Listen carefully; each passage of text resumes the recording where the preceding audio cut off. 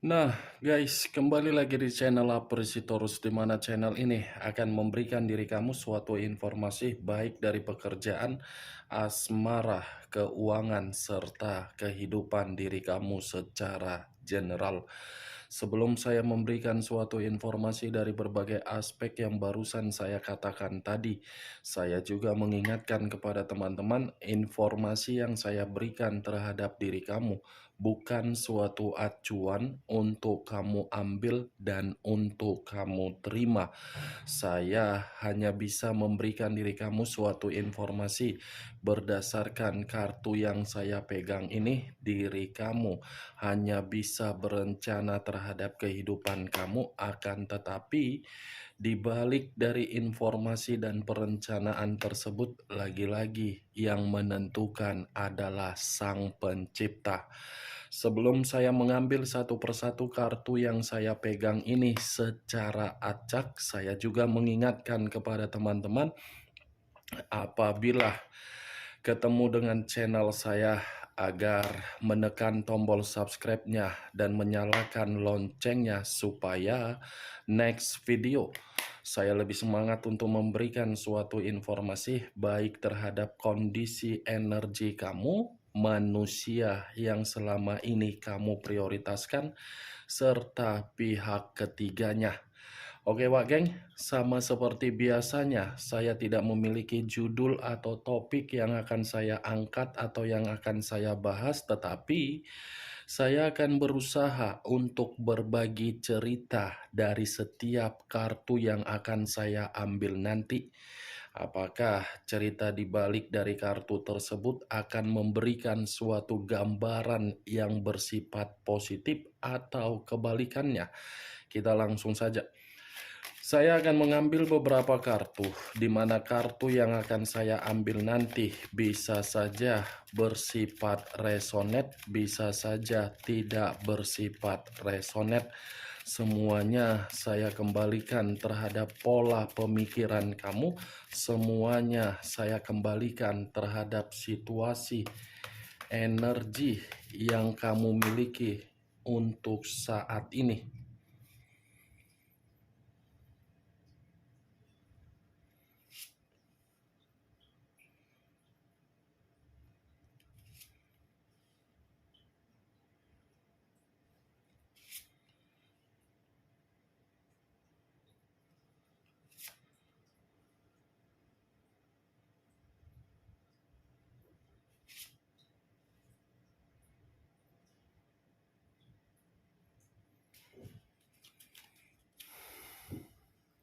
Nah guys, di depan saya ini sudah ada beberapa kartu yang sudah saya ambil secara acak satu persatu dari tumpukan kartu yang saya pegang tadi. Apakah informasi atau cerita di balik dari kartu yang ada di depan saya ini akan memberikan suatu gambaran yang bersifat positif atau kebalikannya? Kita langsung terhadap kartu pertama. Muncul kartu ini. Sekali lagi saya mengatakan muncul kartu yang saya pegang ini, di mana kemunculan kartu yang saya pegang ini seperti memberikan suatu isyarat atau berbicara terhadap kondisi satu energi yang dimana kondisi energi tersebut untuk saat ini saya melihat dan saya merasakan sepertinya ada satu bentuk pergerakan, tetapi bentuk pergerakan ini saya kategorikan ketidakjernihan secara pemikiran. Bukan hanya pemikiran yang tidak jernih, kondisi psikologis pun seakan-akan ikut terkena dampak ketika satu energi yang saya katakan tadi sudah menginvestasikan suatu permainan perasaan. Ibaratnya ketidakjernihan tersebut berasal dari seseorang yang diprioritaskan, tetapi seseorang yang diprioritaskan ternyata memiliki watak yang begitu sangat serakah.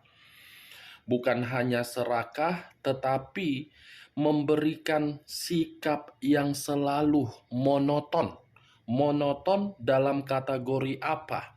Tidak bisa memberikan suatu perkembangan di dalam komitmen, agar komitmen itu bisa memberikan kebahagiaan. Kalau saya mencoba untuk mengarahkan kartu yang saya pegang ini terhadap posisi energi yang dimiliki oleh pihak lain atau orang lain, serta mengesampingkan satu energi yang saya katakan tadi, mungkin kartu ini mengatakan pihak lain seakan-akan masih saja berkonsentrasi untuk memikirkan apa yang pernah ditinggalkan, di mana ketika pihak lain berkonsentrasi terhadap kondisi yang pernah ditinggalkan, seakan-akan pihak lain selalu saja berimajinasi untuk memberikan suatu bentuk rasa simpati atau keyakinan. Apa yang barusan saya katakan tadi bisa saja mengarah terhadap posisi energi kamu, dan apa yang barusan saya katakan tadi bisa saja mengarah terhadap manusia tersebut. Akan tetapi, sebelum saya memberikan suatu informasi terhadap kemunculan kartu yang saya pegang ini, terlebih dahulu saya akan mengarah terhadap diri kamu sebelum saya mengarah terhadap manusia tersebut. Sebelum saya mengarah terhadap manusia itu, terlebih dahulu saya akan mengarah terhadap diri kamu.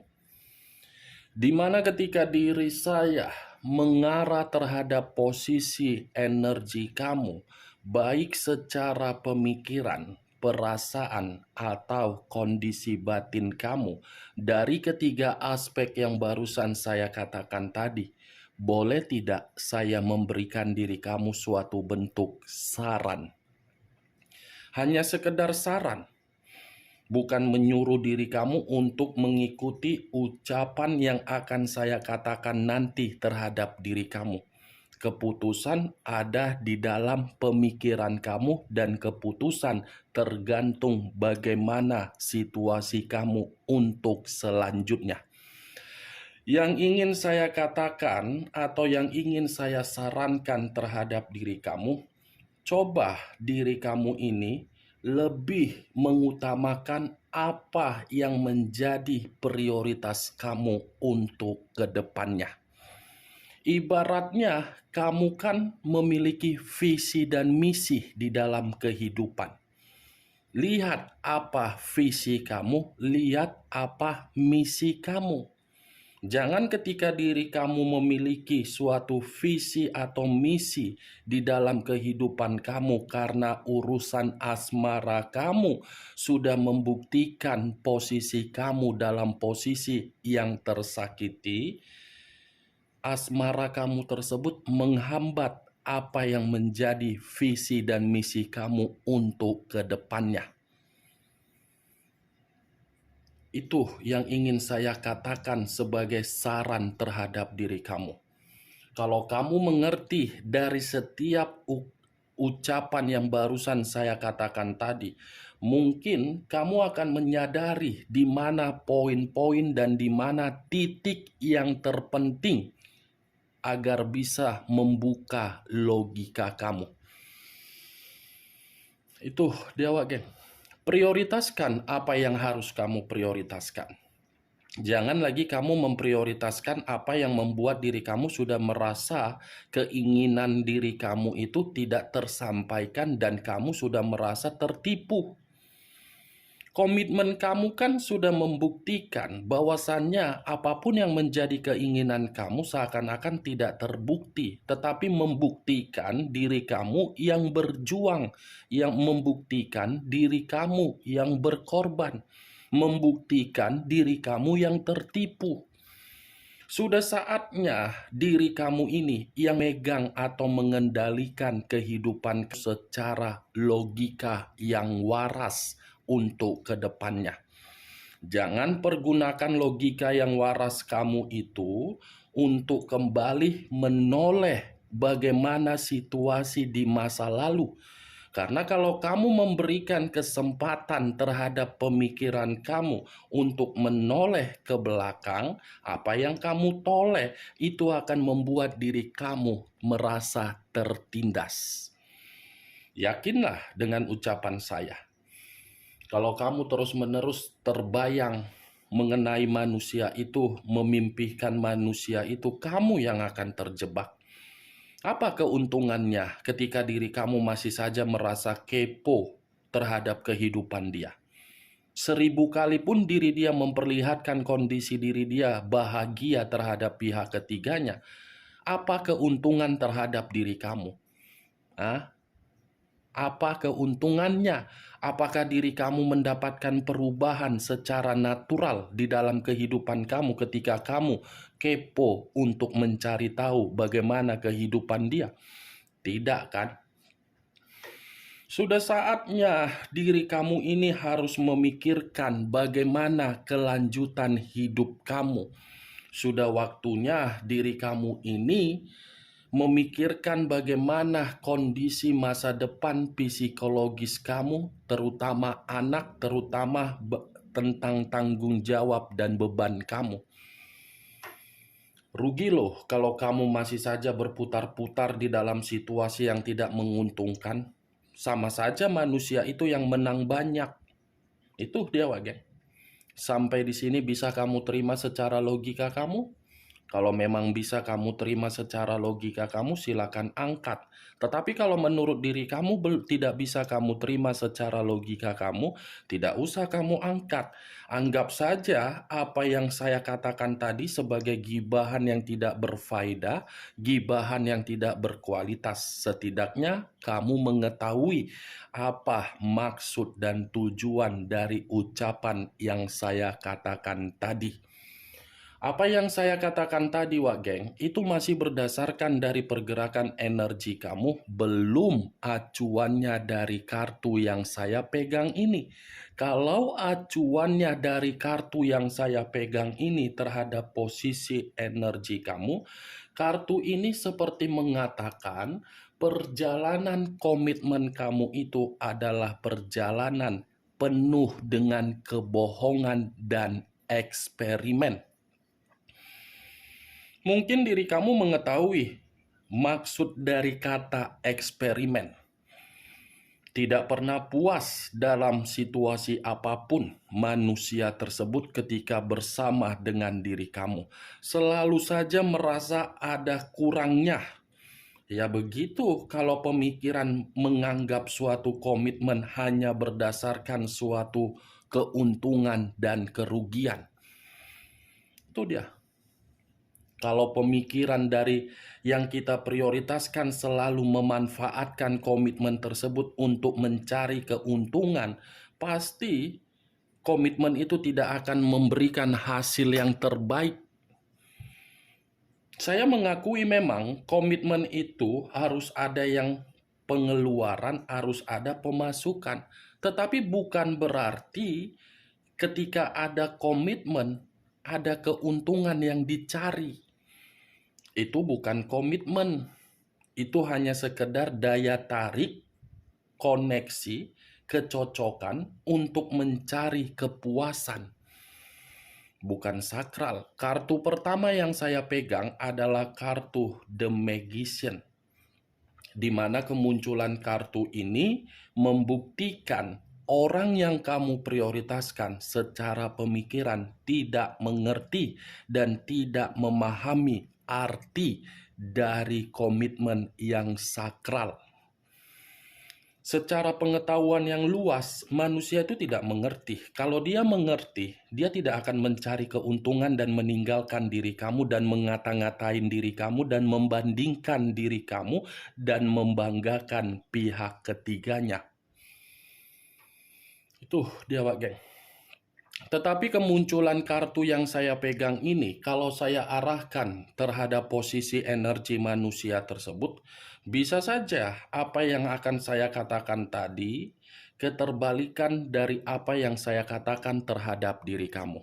Kenapa? Karena kemunculan kartu ini pun bisa membuktikan manusia tersebut masih saja mencari perhatian dari diri kamu secara jarak jauh.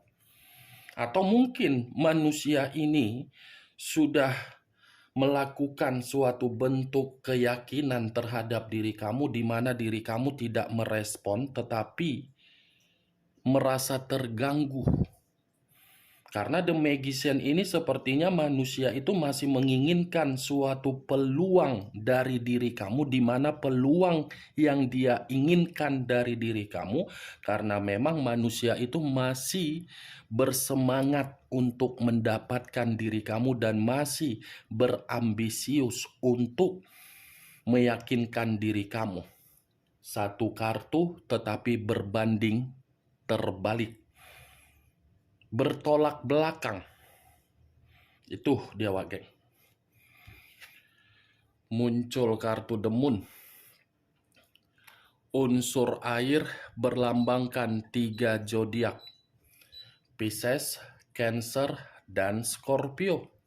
Kalau saya mencoba untuk mengesampingkan ketiga zodiak yang barusan saya katakan tadi, keluarnya kartu The Moon ini seperti mengarahkan situasi komitmen kamu bukan hanya eksperimen tetapi penuh dengan situasi komunikasi yang tidak sehat. Ya, bagaimana mungkin komunikasi tersebut terjalin secara komunikasi yang sehat? Orang yang kamu prioritaskan secara mulut sangat cerewet. Lebih tajam mulutnya untuk mengeluarkan kata-kata daripada pedang. Pedang atau pisau sudah terlalu tajam, lebih tajam lagi mulut yang dia miliki. Tajam kan mulut orang yang kamu prioritaskan? Kerjaannya cerewet, ngomel, menggibah, mengata-ngatain, menceritain orang, merendahkan orang, seakan-akan dirinya paling benar, seakan-akan dirinya paling penting, seakan-akan dirinya tidak layak untuk dihakimi, seakan-akan dirinya tidak perlu untuk disalahkan. Tetapi giliran menyalahkan orang, giliran menghakimi orang, giliran menyudutkan orang, giliran untuk menggibahin orang, number one. Itu dia. Number one. The Moon, Wak Geng. Unsur air. Bayangkan saja unsur air. Tidak bisa disentuh tetapi bisa dirasakan. Itulah yang keluar dari mulutnya. Dikatakan pelit, jelas sangat pelit. Belum tentu dikatakan royal. Kalaupun memang dikatakan saya mengategorikan orang yang kamu prioritaskan royal, wah, bisa-bisa lonceng sangkakala berbunyi 7 kali. Bisa-bisa dunia ini bukan lagi bulat tetapi datar. Kalau memang manusia itu royal. Itu kebalikan. Kalaupun dia royal terhadap diri kamu, itu dari Sabang sampai Merauke harus mengetahui bahwasannya manusia itu royal terhadap diri kamu. Kalau tidak Sabang sampai Merauke mengetahui diri dia royal, dia tidak akan mau memberikan diri kamu sesuatu hal yang bisa membanggakan. Itu dia. Coba kamu pikir-pikir, apakah perkataan saya ini tersinkron di dalam perjalanan komitmen kamu? Itu dia wagen. Pelitnya Nazubila min jalim, tetapi mengharuskan diri kamu untuk royal terhadap diri dia, di mana ketika kamu royal terhadap diri dia, kamu tidak usah untuk mengungkit-ngungkit apa yang pernah kamu berikan. Ngeri kan? Bukan hanya mulut, tetapi pelit. Itu dia, paling jago untuk merendahkan orang. Ketika manusia ini kamu salahkan, dia akan berusaha seperti cacing kepanasan mencari lubang untuk tempat tongkrongan sambil meminum secangkir kopi agar bisa adem. Perhatikanlah bagaimana cacing kepanasan kalau diangkat dari lubang atau dari tanah, pasti menggelepar-gelepar. Ya seperti itu manusia tersebut ketika diri kamu mengetahui kesalahan dia dan kamu mempertanyakan kesalahan dia. Kartu pertama saja sudah membuktikan komitmen kamu itu adalah komitmen yang tidak sehat, penuh dengan eksperimen, plus mulut dari orang yang kamu prioritaskan lebih tajam dari pedang. Muncul kartu Six Eight of Wands, terdiri dari 8 tongkat. Kalau saya mencoba menarik satu tongkat dari ke-8 tongkat yang barusan saya katakan tadi, satu tongkat yang saya tarik ini seperti membuktikan ketika manusia itu pernah hidup di dalam bagian kehidupan kamu mengambang. Tidak ada kejelasan, tidak ada kepastian, tidak ada kepuasan, tidak ada kebutuhan, tidak ada keinginan, dan tidak ada suatu pemikiran yang jernih. Kamu mengambangkan kehidupan kamu bersama manusia itu, bingung kamu harus berbuat apa, harus memahami apa, harus mengerti seperti apa. Ya kan? Itulah. Seperti orang yang berharap ini manusia kapan ya berubah? Ini manusia apa nggak capek? Selalu cerewet. Ini manusia seperti tidak capek menikmati kepuasan. Ini manusia tidak pernah berpikir apa yang menjadi suatu bentuk karmanya nanti. Apakah ini manusia tidak sadar apa yang akan dia dapatkan nanti? Seperti itu yang selalu muncul di dalam pemikiran kamu ketika manusia itu menjadi bagian di dalam kehidupan kamu. Itu yang saya lihat, Wak Geng. Tetapi kalau saya mengarahkan kartu 8 tongkat ini terhadap manusia tersebut, saya rasa ketiga kartu ini lebih identik akan mengatakan manusia itu kondisi kehidupan dia pun hampir sama dengan kehidupan kamu di masa lalu. Kehidupan dia untuk saat ini mengambang, tidak ada kejelasan, di mana ketidakjelasan atau mengambangnya karena manusia ini terlalu banyak menipu dan memanipulatif berbagai orang. Ini manusia dikategorikan cukup bahaya. Cukup bahaya ini manusia. Melakukan berbagai cara agar diri dia merasa bisa mendapatkan keuntungan. Keuntungan yang dia dapatkan seakan-akan dia habiskan dengan cara untuk memberikan aura-aura binal terhadap orang lain. Itu dia, geng. Ini the moon, bulan, pergerakan bulan yang mengatakan manusia itu memang memiliki aura binal, baik secara laki-laki ataupun perempuan. Pernah tidak manusia itu jujur dengan perselingkuhan dia? Pernah tidak? Wak geng, bukan hanya sekali kan manusia itu berselingkuh. Bahkan di luar dari kata perselingkuhan, manusia ini pun sering jajan. Muncul kartu The Emperor, unsur api berlambangkan 3 zodiak, Aries, Leo, dan Sagittarius. Kalau saya mencoba untuk mengesampingkan ketiga zodiak yang barusan saya katakan tadi, keluarnya kartu The Emperor ini masih berbicara ketika manusia ini bersama dengan diri kamu. Saya rasa diri kamu sudah capek untuk mengarahkan ini manusia. Ya, bagaimana mungkin kamu tidak capek? Orang yang kamu arahkan bebal, kecuali tunggu berbunyi. lonceng sangkakala ketujuh kali baru manusia ini bisa mengerti. Kalau bunyi lonceng sangkakala nggak mungkin lagi kamu bernapas ya.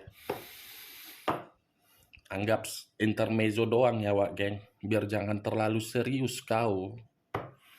The Emperor, ini manusia memang bebal, capek menasehatin ini manusia. Kalaupun kondisinya lagi sakit-sakitan, rasa sakit-sakitan itu hanya bersifat sementara terhadap diri dia. Tidak penyakit saja lari dari tubuh dia. Iblis saja pun mungkin lari dari diri dia. Karena secara karakter ini manusia tingkatannya bukan lagi tingkatan di atas penyakit, tetapi sudah tingkatan di atas iblis. Itu dia. Dia levelnya tertinggi dari Lucifer. Terhadap berbagai orang di luar, levelnya sebagai angel. Agar dilihat orang, dia seperti malaikat. Bertutur kata sopan, bertutur kata manis, seperti orang yang memiliki spiritual atau agamanis. Tetapi ketika bersama dengan diri kamu, jangankan seperti angel, sudah seperti Lucifer. Manis ini manusia, Wak geng. Ya kan? Gitu kan? Cocok, kau rasa? Kalau saya memutarbalikkan perkataan apa yang saya katakan barusan, The Emperor ini, kalaupun saya mengarahkan terhadap manusia tersebut, lagi-lagi akan saya katakan manusia itu yang menang banyak. Kenapa menang banyak? Di saat kondisi diri dia lagi tidak stabil atau lagi tidak jernih, otaknya yang tidak waras atau otaknya yang waras malah berpikiran untuk mengarah terhadap diri kamu. Mengarah terhadap diri kamu, cocoknya diapain? Dimasukkan dalam karung, diikat, ditaruh di tong sampah, biar dilalarin. Saya sepakat seperti itu. Itu dia Wak geng, enak banget kan? Ketika kondisi lagi hancur-hancurnya, berpikiran, saya ingin mengarah, siapa tahu nanti saya dengan muka bermelas-melas kasihan, saya dimaafkan. Apa-apaan? Muncul kartu The Empress. Saya tidak tahu, begitu saya mengangkat kartu The Empress ini sepertinya suatu bentuk sinyal atau suatu bentuk kebetulan, saya pun kurang mengerti. Ini suatu apa ya? Saya katakan tadi The Emperor, sekarang The Empress. Secara tidak langsung, manusia ini masih memantau diri kamu. Di mana ketika manusia ini memantau karena dia melihat diri kamu sudah penuh dengan perubahan. Diri kamu seperti merasa kesendirian kamu itu sudah membuat diri kamu merdeka. Muncul kartu Strength.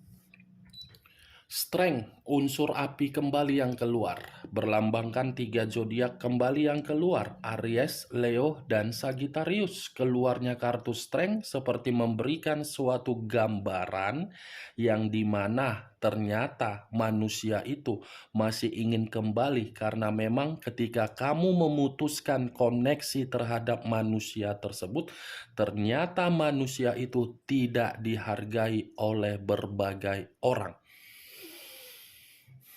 Jadi untuk saat ini kamu sudah mengerti kan? Putuskan dulu koneksi itu secara sepihak untuk sementara waktu. Ya, agar manusia itu paham di mana posisi diri dia untuk dia tempatkan. Karena berbagai orang untuk saat ini tidak mau menghargai manusia itu kecuali diri kamu bersama dengan diri dia. Di samping dia baru itu manusia bisa dihargai. Oke Wak geng, hanya itu yang bisa saya berikan informasinya terhadap diri kamu dari ke-6 kartu yang saya ambil ini. Sekian dulu informasinya, salam kartu tarot, salam zodiak.